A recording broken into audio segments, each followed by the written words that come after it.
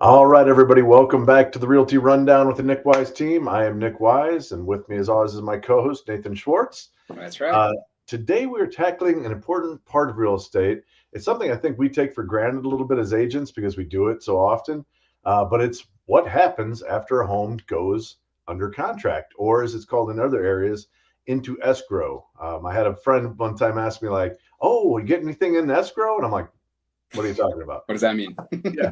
Come to find out, different areas of the country refer to it differently. But Yep. basically, once you're pending is what we're talking about. So you've accepted a contract. So Nate, like I was mentioning, a lot of buyers and sellers don't understand the same terms that we do. So let's break down kind of what it means and answer that question: what actually happens when a home goes under contract? So for starters, when a home goes under contract, it means the buyer and the seller have agreed to the price and the terms of the sale. But the deal obviously isn't final yet. It's just that initial step. There are still several steps that need to happen before we can get to closing. So escrow is more of a process, if you want to think of it as a process that protects both the seller and the buyer. And typically, an independent third party, usually a title company, or in some areas they would use an escrow agent, is going to hold what's called earnest money, an earnest money deposit. That is going to ensure that all conditions of the contract are met before the sale is finalized. Right. And the escrow isn't just about holding money. It also helps coordinate all the moving parts of the transaction, like inspections, financing, and final paperwork. So again, we'll walk through a little bit more about what actually happens once the home goes under contract. Mhm. Well, first, Nick, actually, once a home goes under contract, what's the first thing that happens? Tell us. Yeah, so essentially, the first step is opening that escrow and submitting the earnest money deposit. And an earnest money deposit is kind of what it sounds like. It is money showing that you are in earnest going to fulfill on the contract that you've adhered to. So you are going to deposit that money into one of three places typically. It used to be common practice that it was held with the listing agent's office. You also have the option to have it held with the seller or the buyer's agent's Mm-hmm. office, or what some people choose to do is kind of avoid that altogether and deposit that money with the title insurance company. As far as like what that amount is, it's totally variable. I've seen it be $5 before, Have you which was a actually? transaction between friends. Yeah, you probably Okay, never well, seen okay, one that that makes low, I'm sense. guessing. Yeah. Yeah, the $5 doesn't come up very often. For a long time, it was kind of industry standard that for it to be $500. Now, that was back when I was starting out, 14, 15 years ago. More so nowadays, we see that be closer to 1 to 3% of the purchase price. Yep. Depends on a lot of factors, doesn't it? Like if you're making an offer to somebody and you want your earnest money to be one of the big pluses of that offer, you probably advise your people to go a little higher. Yeah, absolutely. I actually had that with a client of mine where we were trying to beat out another offer, and he's like, does like more earnest money help? And I'm like, to some people it does. Like for Yeah. some sellers, they like seeing it. Some don't care, but I was like, it's definitely worth a try. And so he did, and that certainly helped him get it. But nevertheless, I digress. We then move into the contingency period. So what happens here? Right. So the contingency period is kind of where everything happens, so to speak. There are a lot of contingencies that are part of your purchase contract, your purchase agreement, as we call it. So the number one thing that most people do that is elective is get a home inspection. It's definitely something we recommend in any Yep. situation where you can do it. You want to have that opportunity to have the home inspected by a licensed and independent home inspector. So not necessarily Uncle Joe who just knows a lot about houses. You want to call somebody who does this for a living, who is licensed. But it's important also that they're independent, that it's not Uncle Joe, because Uncle Joe is going to come in there and pick the home apart, trying to get a better deal for his niece or nephew. So this independent third party is going to come in and inspect it. He's going to do what is considered a whole house inspection, where they're looking at everything. I mean, they're checking every outlet, they're checking every nook, every cranny in the attic, in the crawl space, all those places that you don't want to go and don't want to check out. And there's a lot of other things that you can add on as well. So instead of just the whole house inspection, like Nate, what are some of the things that you see a lot of buyers asking for nowadays? You mean like like in regard to inspections? Yeah. Yeah, like you can do a septic inspection, a well inspection. Like if most of the time the like some of the inspectors that we use, they'll be like, hey, we noticed the water pressure was a little bit lower. I'd probably recommend you have a well inspection done. If they don't notice anything odd, they usually don't recommend it. But it's at your discretion if you want to do it or not. But we do recommend, if you're buying a house with a septic on it, I would always recommend get a septic inspection done with your home inspection, because the last thing you want to do is Well, I'll put it this way: it's worth spending $300 to make sure you're not walking into a $15,000 problem. So You it's got it. worth that peace of mind. Yep. Yep. And worst case scenarios, there's, systems, if a septic system has failed and it's not discovered until after closing, $15,000 might be the minimum that you're looking to Yeah. spend, on a traditional Yep. septic if there's room. Now, a Yep. lot of smaller yards that have septics don't have room for a separate system, because Right. it basically that old system has failed.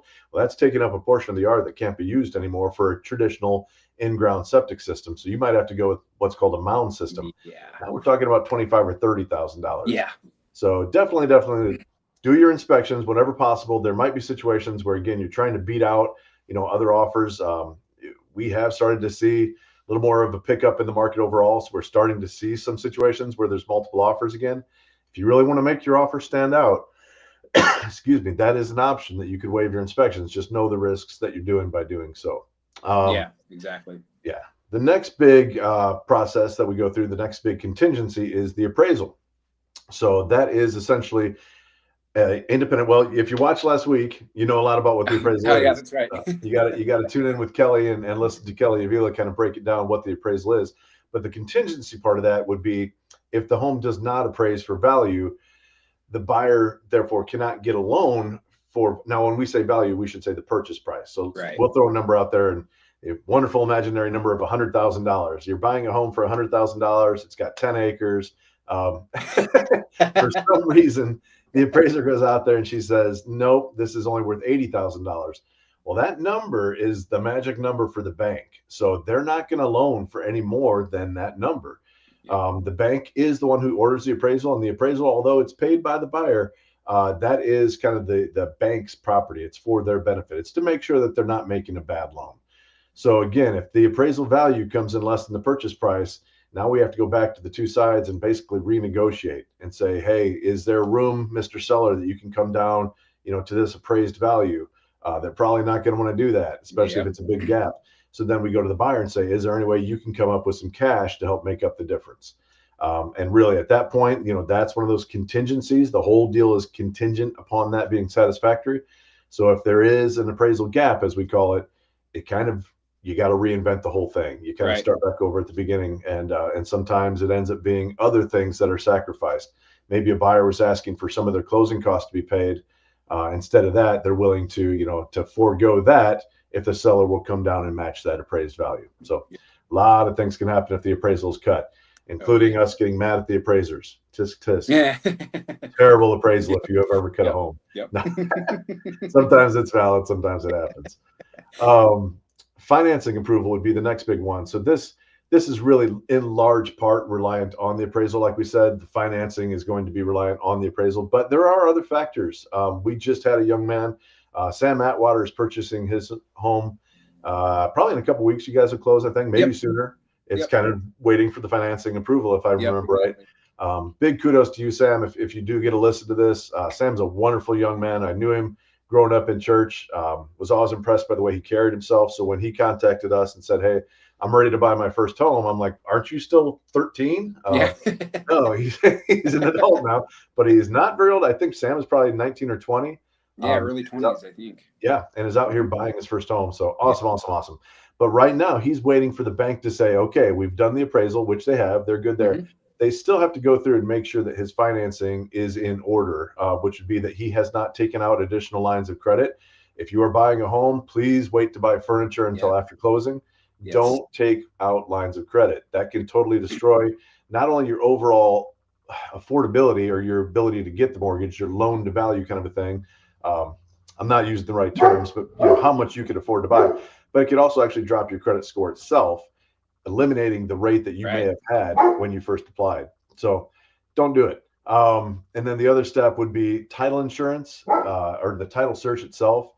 There again, it's a title company. It's a third party that is going to be basically chosen or hired, and they're going to do a search on the property as well as on the buyer and the seller to make sure that there are no judgments, there's no liens, there's no encumbrances, there's no maybe covenants and restrictions, which we've seen. Sometimes you wouldn't expect it. Property out in the middle of nowhere somehow has covenants and restrictions attached to it because a previous seller put them on. That travels with the deed. So unless you can find that old seller and put them on and get them to sign off on it, those are going to go right with your property. So those are the final things that we're looking sure, to make sure everything is in order and that everything gets processed in time for closing.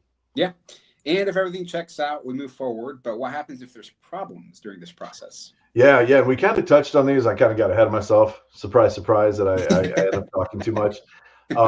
But really, if any one of these things doesn't hit, so to speak, if any one of these things isn't cleared, the potential is obviously there for the whole deal to fall apart.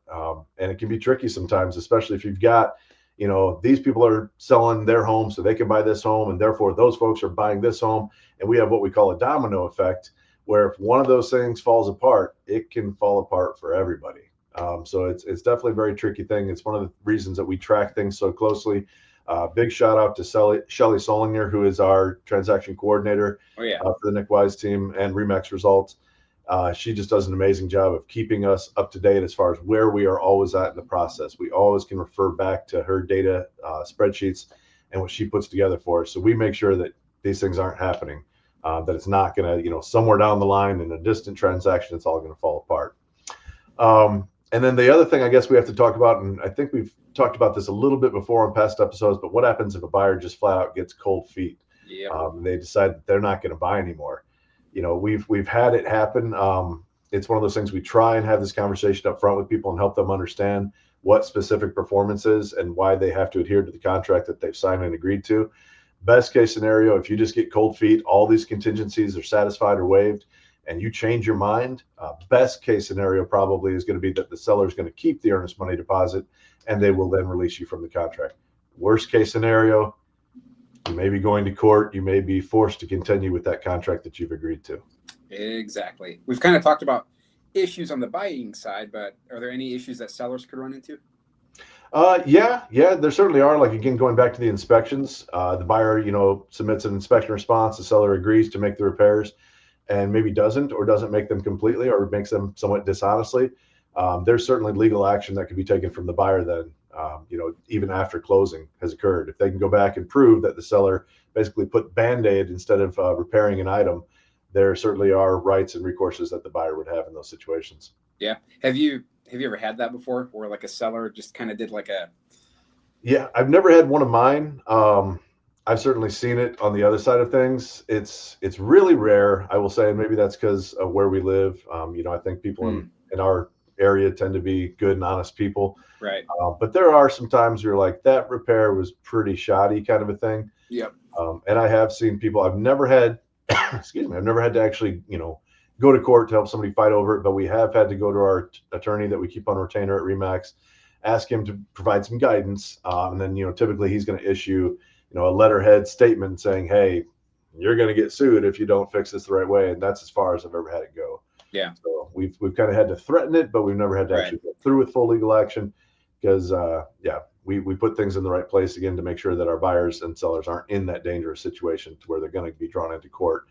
Because if you go to court over real estate transaction issues and you lose, you are going to be liable not only for your own attorney's costs, but the attorney's fees outside that won too. So prevailing attorney's fees. So, it's worth it just to do it right. Just do it the right way, guys. Just disclose defects, fix defects, do it all the right way the first time. Yep. So I know, Nathan, you do a lot of final walkthroughs. You're really great about doing that, actually. Can you tell us a little bit about what that would be like? So we've done these contingencies. Then what? Yeah. So final walkthrough is, it's like when you have clear to close from the lender and like you're pretty much going to the closing table, you're kind of wrapping up the last few things. But the purpose of the final walkthrough is to make sure that the property is still in the condition as reported in the inspection report, if not better, but also to make sure that they left the items that they said they would leave, like the washer and dryer, the refrigerator, stuff like that. It's also, for example, I had one, it's been a while, but I had one where we did the final walkthrough a couple of days before closing, and then there was a plumbing leak in the basement. So we were like, hey, we're not going to close until this is taken care of. Luckily, the sellers got it taken care of, but it's super important. Some people don't want to do it, and they ask me what the purpose is, and that's the purpose. It's very important. I can't force you to do it, but you really should. So. Yep. Always a good idea, just to make sure. Sometimes you got to do it the night before if you got an early morning closing or something like that. But give yourself that opportunity to discover any last minute defects that the seller may very well be unaware of. They've perhaps moved out of the home already. They don't know that a pipe burst in the basement, and that's certainly not a surprise you want to have as a buyer when you're going in and moving in when you just got your keys after closing. Yep. The other items that you're going to get, of course, at closing or prior to closing is a closing disclosure. So we just call it a CD. It's not a compact disc that you play. Nathan's like, "What are those? Is that like a oh, whatever. is that like a Spotify? What's a CD, dude?" But that's a document that's gonna outline the final terms. You know, where all the money is, what did you pay for as a buyer, and there's a seller side too that shows what the seller paid for and was responsible for as of closing. And then at the very, very bottom is like buyer what you owe to buy this home, and seller what you're going to receive as your proceeds from the sale. And then we sit down at the title company typically. Sometimes we do it at our office. I've done it at all different kinds of places, libraries, banks. You know, you can get a mobile closer to come wherever you need to be, so the buyer and seller can have representation and a notary there. So when they're signing their final paperwork documents, that's going to be done by at some form of a rep from a title company. It may be somebody that's hired third party, but somebody's going to be there to take you through all these documents that you're signing. The new deed is signed by the seller and given to the buyer and recorded. And then, I'm sorry, a new deed will be issued then from the county. So there's a lot of paperwork that gets signed. We won't go through that right now because that's super boring.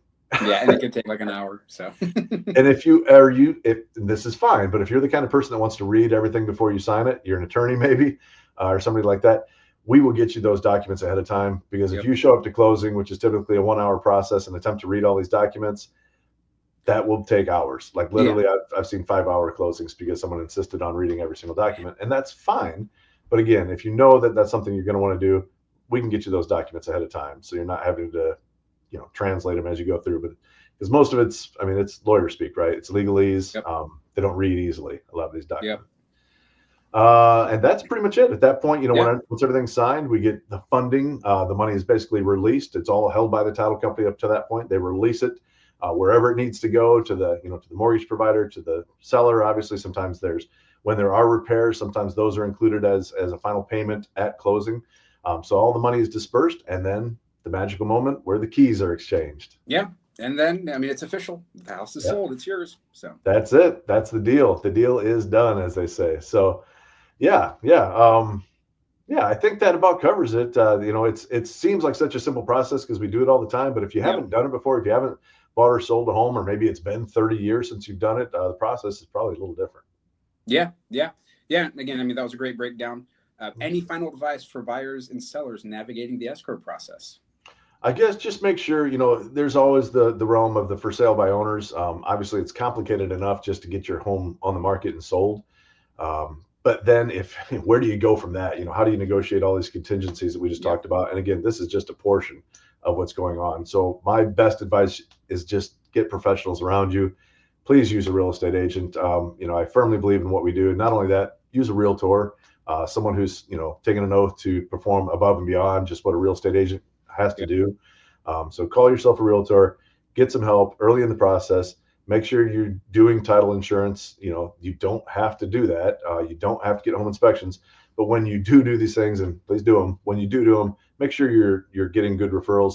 Your realtor is going to know the right people for you to call. So that's the other thing. You get a realtor, they're going to guide you every step of this way and make sure that you're in the right places every step of the way.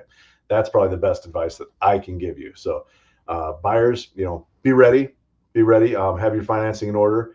Stay on top of all your deadlines, which again, Shelly, thank you. She's there every step of the way to make sure our buyers are doing that. Sellers, be upfront. Disclose any issues that make sure you're avoiding those surprises later on. Disclose.